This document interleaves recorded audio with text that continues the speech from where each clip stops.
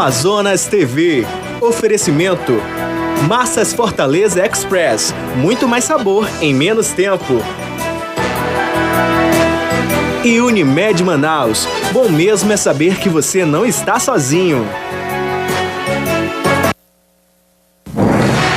Olá, boa tarde. Começa agora o Amazonas TV, o seu telejornal da hora do almoço. E você vai acompanhar nesta edição as principais notícias desta terça-feira na capital e no interior. Confira alguns destaques. Perseguição a carro roubado no Vieiralves termina com a prisão de 2 homens e 2 adolescentes apreendidos. Preso um dos suspeitos de assaltar um estabelecimento comercial no bairro Colônia Santo Antônio, na zona norte de Manaus. O Fala Comunidade discute o trânsito na capital, qual a solução para os constantes engarrafamentos e a situação das faixas de pedestre. Tem ainda as notícias da Copa das Confederações, a expectativa para o jogo desta quarta-feira da Seleção Brasileira contra o México. E já que estamos na época dos festivais folclóricos, hoje vamos acompanhar os ensaios de um grupo de dança afro no bairro Redenção.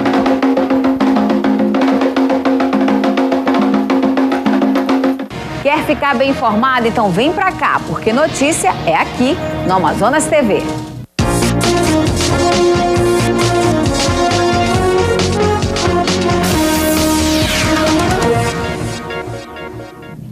A casinha de saúde da Betânia, que ficava no beco o Salustiano, foi desativada há alguns meses. E o pior é que as antigas instalações agora viraram ruínas, causando problemas aos moradores.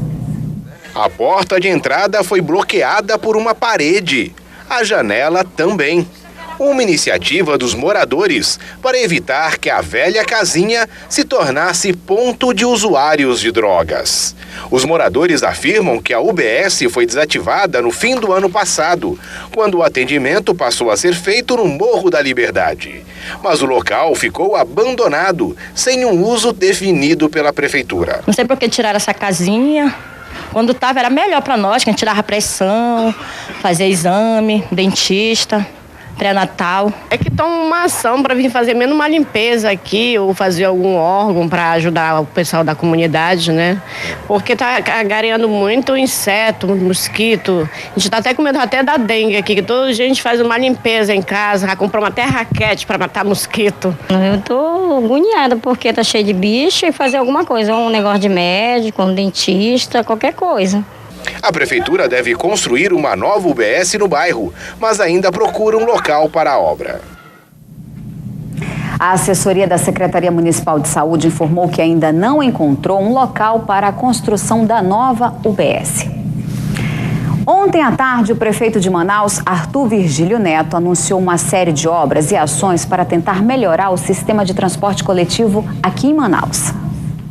De acordo com o prefeito de Manaus, Arthur Neto, no dia 2 de julho começa a reforma do Terminal 5 na zona leste da capital. E ainda no verão, os terminais 3 e 4 também devem ser revitalizados. Está previsto ainda a licitação de 200 novas paradas de ônibus para 2013 e mais 100 para 2014. E as construções de recuos nas pistas para os coletivos, além de abertura de novas vias. Nós vamos restaurar ruas, vamos reparar ruas que estão hoje esburacadas, vamos abrir novas ruas, estamos tomando medidas como saídas à direita, como baias para recuos. Outra medida anunciada pelo prefeito é em relação à falta de troco, que se tornou um problema para os usuários dos coletivos, desde que a passagem passou de R$ 3,00 para R$ 2,90. Segundo ele, a prefeitura já entrou em contato com várias instituições bancárias para que elas disponibilizem moedas de 10 centavos. Eu estou pedindo a todo mundo, Febraban, Banco do Brasil, Caixa Econômica Federal, Bradesco, Itaú, Sinetran, a todo mundo que troque moedas conosco, com o sistema, para nós termos uma moeda que é rara, disponibilizada para as pessoas. Durante a coletiva, Arthur Neto declarou a intenção da prefeitura de retomar o controle operacional do sistema e do gerenciamento do Vale Transporte, hoje operado pelo Sinetran. O prefeito declarou ainda que 130 novos coletivos devem estar nas ruas até dezembro deste ano. Com a Copa das Confederações, o torcedor decidiu literalmente vestir a camisa da seleção brasileira. Quem deu sorte já garantiu a amarelinha, mas quem deixou para depois, agora precisa ter paciência. A missão era difícil: encontrar a camisa oficial da seleção brasileira de futebol. A amarelinha anda sumida do comércio. Uma passada de mão e nada. Nesta loja tem até a amarelinha, mas não é da seleção. Tem da atual campeã mundial, a Espanha, da principal rival sul-americana, a Argentina, mas do Brasil acabou faz tempo. A gerência por aqui trabalha com cadastro de reservas. Mais de 200 pessoas na espera. Chega o cliente, ele faz a procura, não temos o produto. Em seguida já pegamos o telefone direitinho e assim que chega o produto, o cliente na hora recebe. Por aqui tem a original da seleção, só para as crianças. Para os adultos, sobrou a azul, nada de amarelinha. Em uma semana, 350 peças foram vendidas da amarelinha. Tem muita gente na expectativa. Enquanto não chega a nova remessa, existem outras possibilidades. As camisas da torcida. A nossa maior preocupação hoje é ter esse produto da cor canarinho, né? Deixar a comunicação da loja, tanto de vitrine como internamente, voltada toda ao cliente que quer torcer para o Brasil agora na Copa das Confederações. Agora, se não tem a camisa, tem a bola. A Cafusa, por enquanto, ainda tem no estoque. Olha aí! Olha aí! É o gol! É o gol! É o gol! Gol! Do Brasil! Eu já garanti a minha. E você, Dudu, já garantiu a sua camisa? Eu tô participando da promoção, que eu quero ganhar a camisa amarelinha, né? A gente nunca sabe, né? Pode ser que sensibilize as pessoas, né, Lili? É. Dudu, ontem teve jogo, né? Nigéria e Tahiti. O jogo que concluiu a rodada entre Nigéria e Tahiti, um jogo que foi Davi contra Golias, né? Porque, embora a Nigéria tenha chegado 12 horas antes de jogar, uma viagem de 18 horas, o Tahiti é um time que está em formação, ainda está em... Tudo bem que é campeão do setor que ele estava e que fez esse gol aí, comemorou como se fosse a melhor decisão da Copa do Mundo, até porque não imaginava fazer gol logo na primeira partida que jogou. E o Tahiti cumpriu seu papel, é um começo. Agora, é bom lembrar para as pessoas que o Japão, há 20 anos atrás, era exatamente aí como o Tahiti, Lili. Todo mundo batia, todo mundo ganhava. Vai jogar com o Japão agora, é diferente, não é mais a mesma coisa. Então, aprende, né, Dudu? Nós vimos, então, a história sendo escrita. O Tahiti está começando a fazer história no futebol. E essa razão é simples, é só ver como eles jogam, né? E, Dudu, amanhã, Brasil e México. O que esperar desse jogo? Bom, se você analisar números recentes, o Brasil ganha fácil no México. Mas também, se você analisar números um pouco recentes, tanto quanto, verá que o México tem levado grande vantagem sobre o Brasil nos últimos anos. Então, é uma coisa complicada. Vai ser um jogo complicado, né? Complicado. O México não vai bobeira, vai se trancar, vai ligar na velocidade. E eu espero que eles não acertem como eles sempre costumam acertar, para a gente fazer uma boa vitória em cima deles. Com certeza. Todo mundo ligado? Na TV Amazonas. Na TV Amazonas. E eu volto daqui a pouquinho falar mais de esporte, tá? Deixa?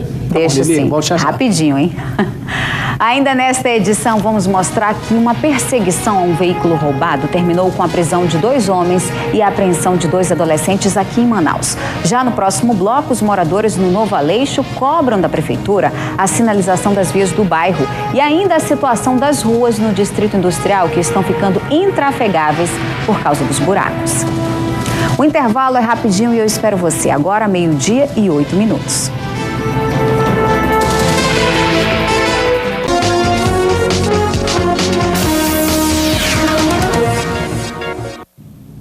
O Fala Comunidade está discutindo nesta semana a questão do trânsito em Manaus. E é claro, o engarrafamento é um dos problemas mais graves. Hoje nós vamos mostrar a situação de uma das principais avenidas aqui da capital, a Djalma Batista, que tem um cenário conhecido nos finais da tarde.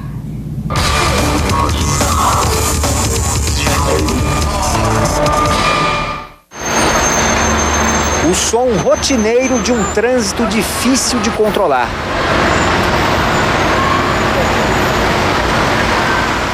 Falta controle, falta educação de quem para quando devia seguir e segue quando devia parar. Tudo contribui para a desordem.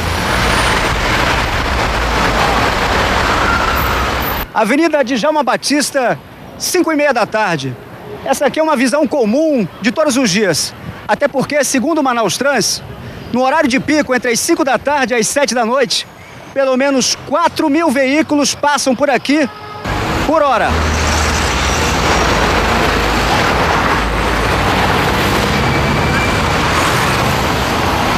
E quanto mais carro, mais complicado fica. Muito ruim.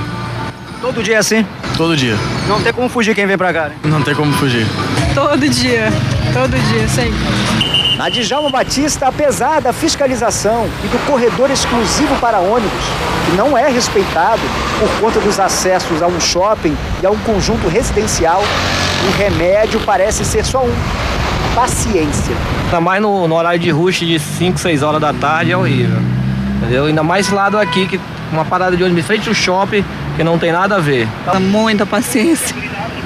O diretor de operações do Manaus Trans disse que na avenida devem ser feitas algumas adequações. Na realidade, vamos fazer uma adequação, né, falar com a engenharia, para que possa dar uma modificada nesse sentido. A ver se o trânsito flui melhor. E, mais uma vez, pedimos paciência nesse momento. Apito, trânsito pesado e paciência. Por enquanto, é só o que tem para quem passa pela Djalma Batista.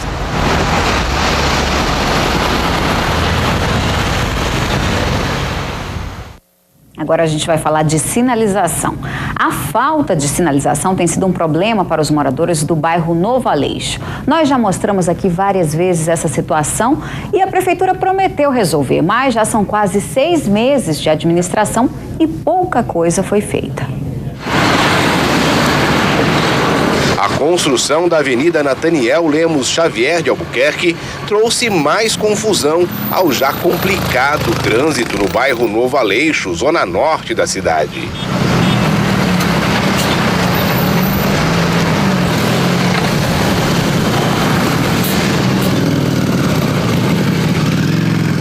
E quem tenta se orientar pelas placas corre o risco de se perder.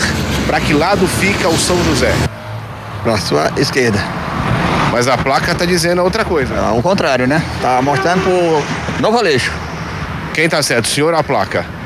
Para mim, eu tô certo. Os motoristas têm dificuldades no acesso a João Câmara, principal rua do bairro. A sinalização é deficiente e a conversão perigosa. E não há espaço para os pedestres fazerem a travessia. Os motoristas não têm consciência de parar. Vê a gente com criança no colo, mas não tem consciência de parar para a gente passar. Então vocês só vão tomar providência quando matarem a aluna aqui. Tem uma faixa, não tem um sinal. Aí a gente pede, dá com a mão para parar. Ninguém para não. Se você der com a mão, tá arriscado passar por cima da mão. O que eles deveriam fazer? Não botar essas placas. Placa ninguém respeita. Os caras não respeitam placa. Tem que botar um sinal onde possa parar e dar continuidade para o pedestre passar. Um pouco mais à frente, a situação na esquina com a Itaqueraima continua sem solução. Não há placas de sinalização para carros ou pedestres. Faltam também faixas de segurança. No local ocorrem acidentes com frequência. Muito acidente. É difícil não ter um acidente aqui. E a travessia também, né, para os pedestres, que é difícil. Não tem sinalização, aí sempre tem esses incidentes de carro batendo com o outro, tá complicado. A nossa produção entrou em contato com o Manaus Trans, mas não tivemos resposta. E o problema parece que vai continuar. Agora vamos ao Distrito Industrial, onde o fluxo de veículos é intenso e o trânsito tem sido muito prejudicado pelos inúmeros buracos.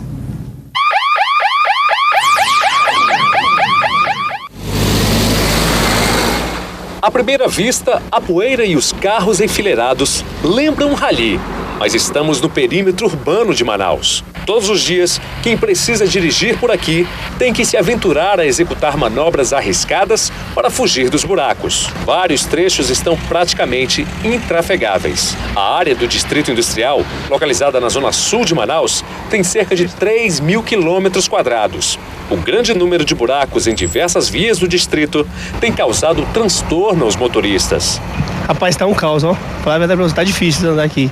Quem anda aqui é caminhão que não aguenta, quebra caminhão, estoura tudo, tá difícil para trafegar por aqui. Além dos constantes riscos de acidentes, uma outra preocupação é com a queda nos buracos e com o prejuízo para recuperar as peças quebradas. Dá prejuízo todo dia, quebra mola,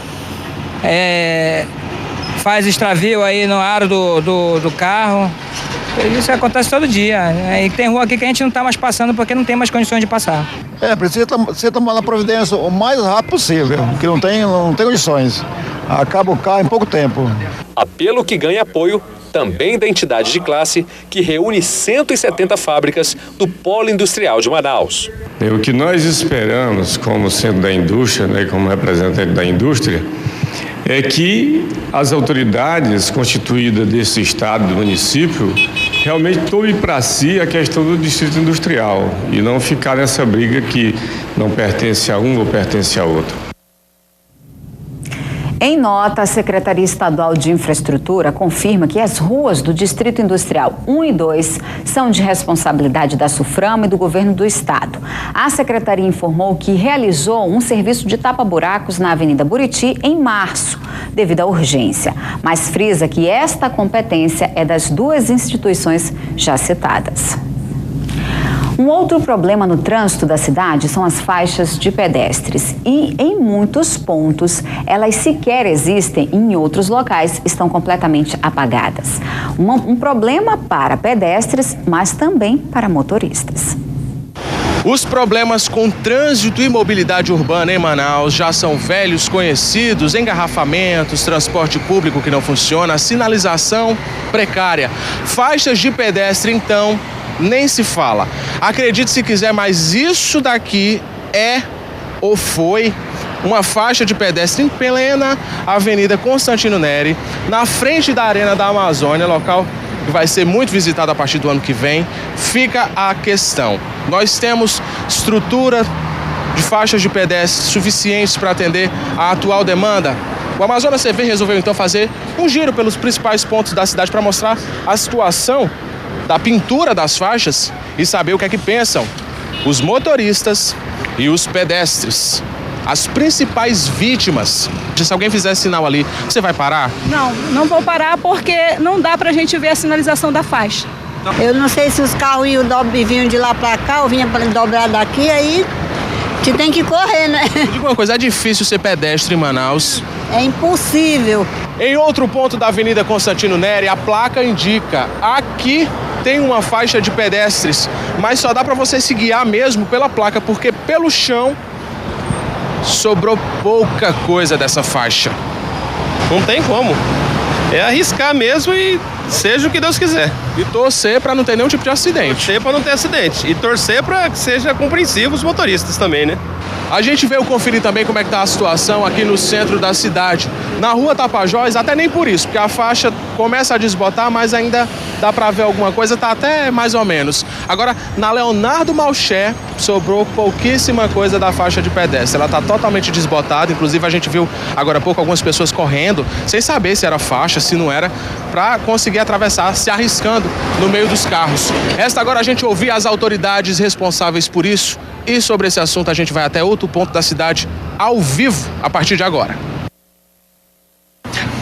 Olá, boa tarde amigos do Amazonas TV. Nós falamos agora do bairro Nossa Senhora das Graças, precisamente no cruzamento entre as ruas Pará e Rio Mar. E quem vai conversar com a gente é o representante do Manaus Trans, o Francisco Rodrigues, que é educador de trânsito. Seu Francisco, muito boa tarde, obrigado pela participação aqui no Amazonas TV. A gente viu a quantidade de faixas de pedestre aqui em Manaus que estão desbotadas, apagando. Quem tiver alguma reclamação, quem quiser conversar com o Manaus Trans, tem algum telefone de contato para poder solicitar que essa faixa seja recuperada? Onde quer que se encontre uma faixa na sua comunidade ou fora dela e você quer que seja pintado, ligue para o 0800 092 1188. Faça o seu registro e a equipe vai ser deslocada para avaliar e para realizar o trabalho. Mas, senhor Rodrigues, não adianta ter faixa pintadinha, por exemplo, como essa aqui no Vieira Alves, e a população não saber usar, que é muito comum. A gente ensina até com certa frequência que tem que colocar a mãozinha, mas a população não está seguindo a risca. Vamos ensinar mais uma vez para o telespectador do Amazonas TV como é que se atravessa numa faixa de pedestre. O senhor pode explicar para a gente? Primeira coisa que tem que fazer é ver se o carro está vindo em alta velocidade ou não. Levanta a mão à altura do ombro, espera o primeiro veículo parar, né? Primeiro veículo imobilizou, a gente está vendo aqui o nível de desobediência do condutor. O veículo imobilizou, a gente permanece com a mão levantada porque o primeiro veículo viu e o segundo ainda vai ver, para que a gente possa realizar uma travessia segura. Normalmente eu digo para as pessoas, agradeçam, digam muito obrigado para as pessoas. Gentileza gera gentileza. Gentileza gera, perfeito, Rubens. A atenção também tem que ser redobrada dos condutores, porque muitos reclamam que quando vão estar parando na faixa, o veículo que vem atrás não vem na mesma velocidade. Então eu tenho que dar esse sinal, eu tenho que ficar prestando atenção à distância, de longe. Eu vou falar da minha experiência pessoal, né? Quando eu me aproximo de uma faixa de pedestre, se for observado aqui nesta via, antes da faixa de pedestre tem uma sinalização indicando velocidade de 30 km, o que significa que você já deveria ter reduzido, mesmo que não houvesse pedestres. Mas, como eu faço? Eu baixo o vidro, se o ar-condicionado está ligado, eu baixo o vidro, dou 2 toques na buzina e levanto a mão para que os outros condutores entendam, estou imobilizando numa faixa de pedestre para gerar segurança para a vida. Tá aí a dica, a gente conversou com o Francisco Rodrigues, que é educador de trânsito do Manaus Trans. Muito obrigado pela participação. Liliane, a gente volta com você aí no estúdio com esse alerta que o Amazonas TV está deixando para os condutores e para os motoristas. Prestem atenção, faixa de pedestre não é brincadeira, ela está aí para ser usada e vamos usar com responsabilidade. É com você, Lili. Obrigada, Rubens. E agora a gente vai falar do tempo. A terça-feira é de muito calor em toda a Amazônia, mas o tempo pode mudar. Vamos ver agora como deve ficar o tempo nas próximas horas em toda a região. Confira no mapa. Forte calor associado à elevada umidade do ar produzem áreas de instabilidade e aumentam a nebulosidade, deixando o tempo instável em boa parte da região norte. Predomínio de sol no oeste do Amapá, nordeste do Amazonas e no noroeste do Pará.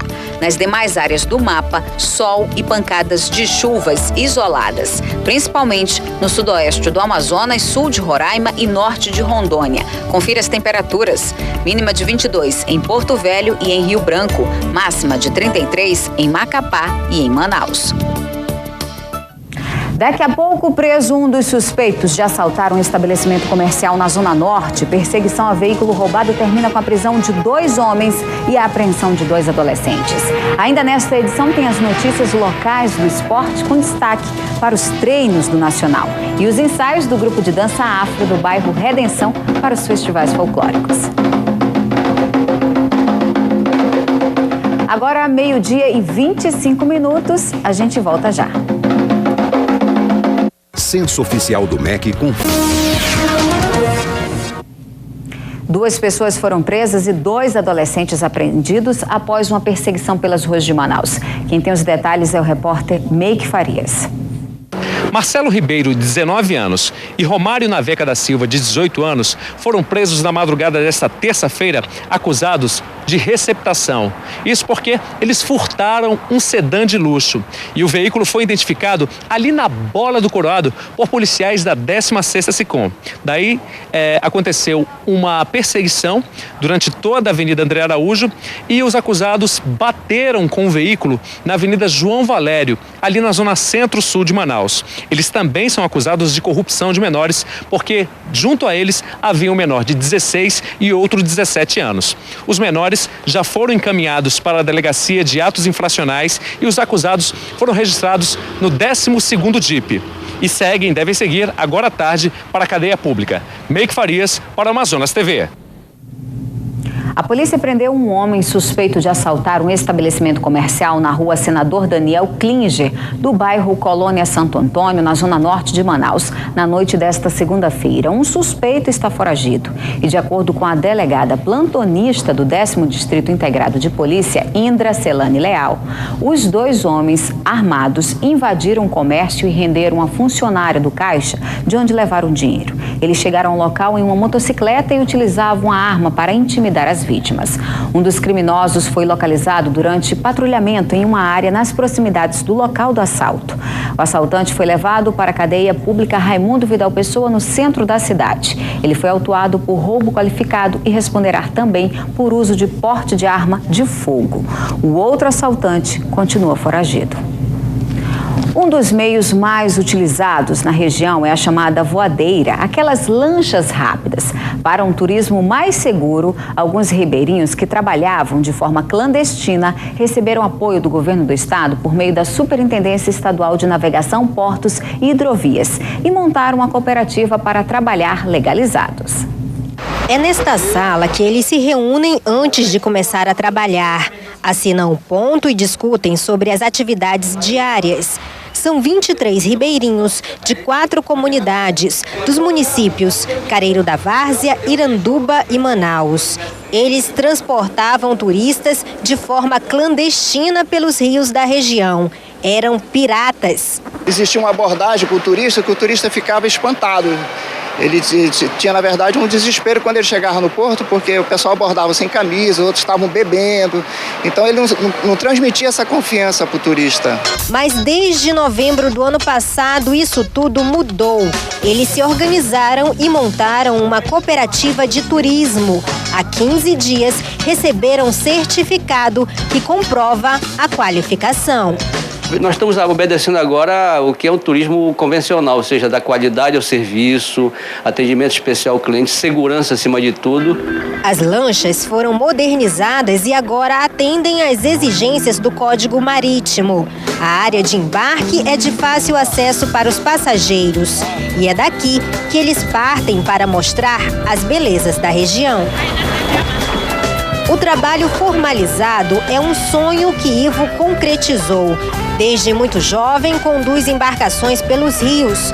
Hoje, aos 61 anos de idade, a sabedoria do ribeirinho foi aliada ao conhecimento do mundo acadêmico. Isso aí foi o curso que nos ensinou a maneira como tratar as pessoas, como andar de acordo com a cooperativa, dentro do regulamento. A cooperativa oferece vários pacotes de passeios turísticos. São mais de 10. O mais procurado é este, que traz o passageiro até o encontro das águas. E é neste momento de contemplação da natureza que eles mostram o que aprenderam nos cursos feitos pela Universidade Federal do Amazonas. Mas você faz o turista com o próprio ribeirinho. São aquelas pessoas que estão aptas a navegar, que conhecem melhor o rio. Se der um temporal, uma emergência, eles sabem onde melhor abrigar a lancha. Os turistas chegam a todo tempo de vários lugares do Brasil. Este grupo de amigas veio do Ceará e elas aprovaram o serviço. Um rapaz muito receptivo, é agradável e está nos orientando direitinho, a questão da segurança, né? Atendimento à VIP, maravilhada. Com treinamento e simpatia, eles conquistam os turistas e prometem continuar a melhorar o atendimento para os visitantes. Que ele venha sempre, porque é muito bonito. Olha aí, uma natureza dessa aqui, não é todo mundo que tem esse privilégio, né, de ver. Só faltou o colete. E hoje é o Dia do Orgulho Autista, uma data que surgiu nos Estados Unidos para incentivar famílias a buscarem ajuda para cuidar das pessoas afetadas pela síndrome. No Brasil, organizações não governamentais, como o Instituto Autismo no Amazonas, estão aproveitando a data para mostrar a importância dessa ajuda. Davi tem 13 anos, mas só há 3 a família descobriu que ele tem autismo. O diagnóstico ajudou a mãe a compreender e conviver melhor com o comportamento diferente do filho. Tratava como uma criança normal, né? Eu não sabia que ele tinha problema, eu achava que o que ele tinha era preguiça, não gostava da comida. O autismo é uma síndrome caracterizada pela dificuldade de comunicação, de interação e por comportamentos estereotipados. Que eles têm dificuldade em interagir com o outro em relação ao comportamento, que muitas vezes eles não conseguem se comportar de forma dita adequada, e em relação à linguagem também. Em Manaus, esta organização não governamental oferece ajuda no tratamento e acompanhamento de casos de autismo. Na arte-terapia, ele exercita a criatividade, a concentração e até a tolerância ao toque. E hoje está intrigado com a poluição causada pelo ônibus. É o ônibus velho. e ele faz o que ele polui. O instituto foi criado há 2 anos por pais de pessoas com autismo e hoje atende a 53 crianças. Esta terça-feira é especial. Além de ser o Dia do Orgulho Autista, foi inaugurada também uma sala de informática. A ONG aguarda um software que está sendo desenvolvido pela Universidade Federal do Amazonas, que vai auxiliar o tratamento e acompanhamento de crianças com autismo. A gente vê que a nossa necessidade enquanto pais, né, de ter esse espaço na sociedade, um lugar que possa oferecer essas terapias. Você vai ver depois do intervalo as notícias do esporte local. Nacional intensifica treinos à espera do retorno aos campeonatos estadual e o Brasileirão. E os ensaios do grupo de dança afro do bairro Redenção para os festivais folclóricos. Continue ligado. Pois não. Olá, a senhora gostaria de uma TV por assinatura? Ai, que legal, é da NET? Não, senhora, não é NET. Não tem... Estamos de volta agora com as notícias do esporte local. Dudu, mesmo com os jogos paralisados, né, do estadual e do Brasileirão, o Nacional, ele não dá trégua não, continua treinando, né? E tem que treinar, porque vem jogo por aí importante e tem mais. Ele tem até alguns reforços que estão chegando. Dá uma olhada nessa matéria. Uma folga sem folga. Assim tem sido a rotina do Nacional. Ninguém participa de campeonato, mas a ralação continua. A equipe só volta a entrar em campo numa partida oficial no dia 10 de julho. O Nassa vai enfrentar a Ponte Preta pela Copa do Brasil. Parar não é bom, né? Mas, por um outro lado, foi benéfico pra gente, porque nós temos alguns jogadores, por exemplo, o Thiago está chegando agora, o Marcinho está aqui há pouco tempo, o Evandro também, são jogadores que precisam se adaptar a esse clima, se adaptar aos colegas, né, ao relacionamento com todos eles, conhecer o sistema de trabalho da equipe. Então isso também é benéfico. Nessa pausa em que o técnico Aderbaulana quer corrigir eventuais falhas, o elenco ganhou um reforço. Aumentou a concorrência no ataque. Thiago Pereira é a novidade. Quer dizer, esse não, né? Lógico. O novo centroavante do Nacional é o nosso amigo aí, ex-jogador do Rio Verde, clube da primeira divisão de Goiás. Em 2012, o atacante jogou pelo Ipatinga na Série B do Brasileiro. Fez 7 gols no torneio, incluindo esse golaço. Apareceu o artilheiro Thiago Pereira num lindo gol em Ipatinga. Então, esperando a oportunidade de treinar. Quando o professor precisar ali, né, de mim ali, como eu sou centroavante de área, um centroavante alto, eu poder ajudar fazendo gols, porque o professor confiou muito na minha contratação e com certeza vou decepcionar ele não. O momento é de acertar pequenos detalhes. A esperança da torcida é que o sol brilhe no clube por muito tempo. Em Parintins foram conhecidas 2 seleções municipais que passam para a segunda fase da Copa dos Rios. As partidas foram disputadas pelo grupo 14 da competição, com representantes das cidades de Parintins, Itacoatiara, Maués e São Sebastião do Atumã. Uma verdadeira maratona de jogos que em 3 dias mostrou a força do atleta do interior. É realmente um laço muito importante de união para que o nosso futebol se fortaleça. É o início de tudo essa competição. Nada mais justo do que depois de uma grande reforma que foi feita no estádio, a gente recebeu uma competição de alto nível do estado do Amazonas. O estádio Tupizão foi o palco do evento esportivo, que este ano teve os jogos transmitidos ao vivo pelo canal de TV Amazonsat. Durante o evento, um convidado especial, um olheiro de um clube do Nordeste do país, que veio fazer uma peneira com os jovens atletas da ilha. Com as chuvas aí, claro que a parte técnica fica um pouco prejudicada devido às condições do gramado, mas deu para assistir um bom futebol, acredito que foi um bom espetáculo aí. De volta ao gramado, a bola rolou em meio ao sol e chuva, mas nada que tirasse o brilho das disputas. No final do torneio, o selecionado de Itacoatiara sagrou-se campeão invicto, totalizando 9 pontos. Preparar para a próxima fase, porque nós sabemos que será muito mais difícil, mas eu tenho certeza que esses jogadores assimilaram muito bem aquilo que foi passado durante todo esse trabalho, preparado para mais uma fase da Copa dos Rios. A seleção de Parintins ficou em segundo lugar. Nosso objetivo era conquistar essa classificação para outra chave, né? Para outro grupo. E graças a Deus, nosso objetivo foi alcançado, né? Agora, as 2 equipes seguem juntas para a segunda fase da Copa, que tem início a partir do mês de agosto. Um dos grandes cavaleiros da década de 1990 está em Manaus. O português Alberto Bernardo Rodrigues veio dar um curso para os talentos do hipismo amazonense. a atenção é total. Até porque quem fala não é só um senhorzinho simpático. O que ele vai ensinar pra gente, o que ele vai me corrigir, me brigar, sim, ele vai me brigar. O que ele vai falar pra gente vai ser muito interessante. Se Deus quiser, eu vou ouvir pra um dia chegar lá. Alberto Bernardo Rodrigues é um ícone da equitação portuguesa. Já foi eleito 2 vezes o melhor cavaleiro do ano no país natal. Venceu o campeonato europeu, adquiriu muita experiência que agora reparte com jovens amazonenses. Nesta fase inicial, não lhe forem dadas as condições para ele ter uns alicerces firmes, com conhecimentos básicos bem sólidos, dificilmente depois consegue melhorar. A emoção da garotada é maior por conta deste símbolo na camisa do Alberto. O português teve a honra de participar das Olimpíadas de Barcelona em 1992. Enquanto na vida tive muitas alegrias, essa foi uma delas, uma das maiores, está no topo. A pequena Ana Beatriz, de apenas 11 anos, não se cansa de ouvir o mestre. Porque ele já tem muita experiência quando ele vai ajudar a gente, vai ser bastante já de ter uma ajuda de um cavaleiro que já competiu em Olimpíada. O cavaleiro é uma inspiração aos mais jovens e, acredite, aos mais velhos também. Regina Páscoa também está no curso. Aos 65 anos de idade, eu sei, não parece, mas ela ainda tem muito que aprender. Não que eu pense em ser atleta, não.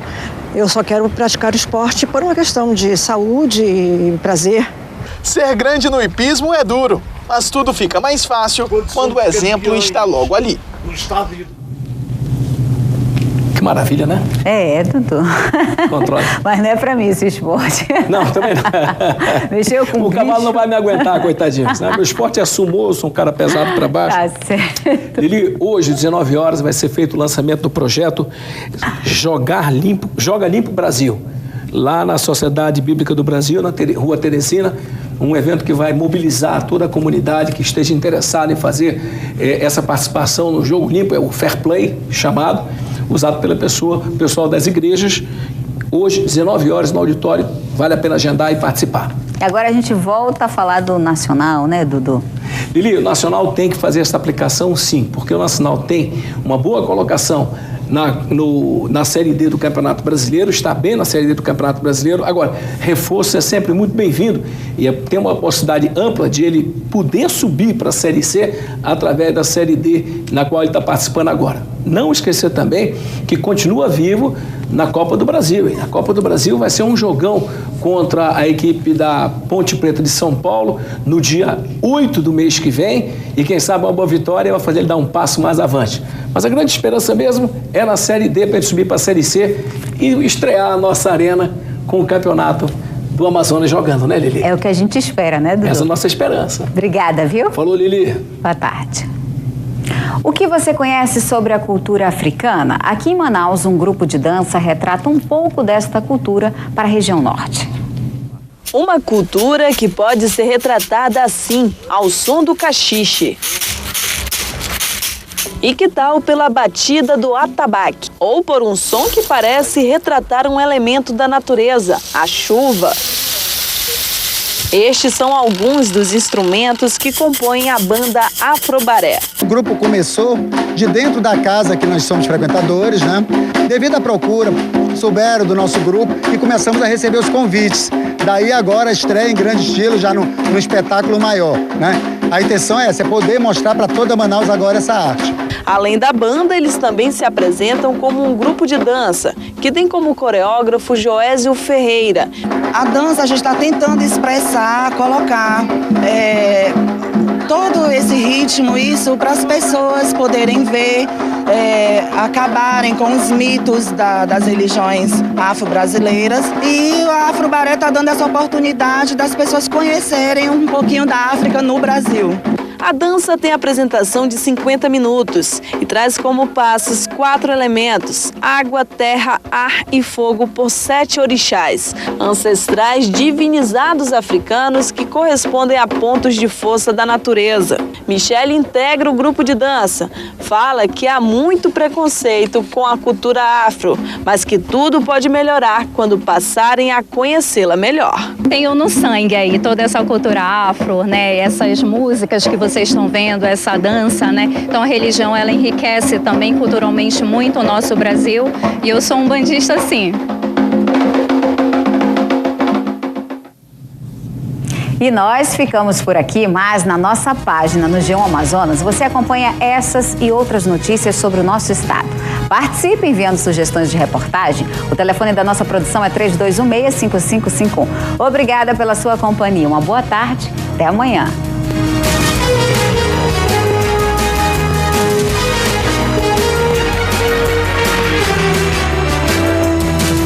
Entrevistas que dão o que falar. Programa do Jô. Hoje depois do Jornal da